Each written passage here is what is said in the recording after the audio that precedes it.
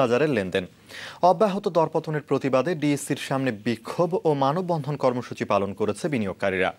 সড়ক অবরোধ করে বিক্ষোভের কারণে বেলা 12টা থেকে 4টা পর্যন্ত মতিঝিলের শাপলা চত্বর থেকে ইত্তেফাক মোড় পর্যন্ত যান চলাচল বন্ধ ছিল।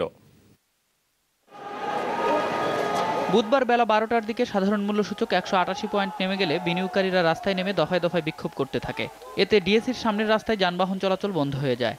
বিক্ষোভের সময় পুঁজি হারিয়ে দিশেহারা এক বিনিয়োগকারী অজ্ঞান হয়ে পড়ে।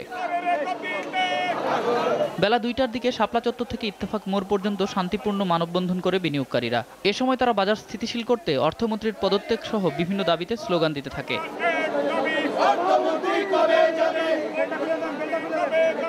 বড় ধরনের দরপতন দিয়ে শুরু হলেও শেষ পর্যন্ত 48 পয়েন্ট সূচক পতনের মধ্য দিয়ে শেষ হয় ডিএসসির লেনদেন।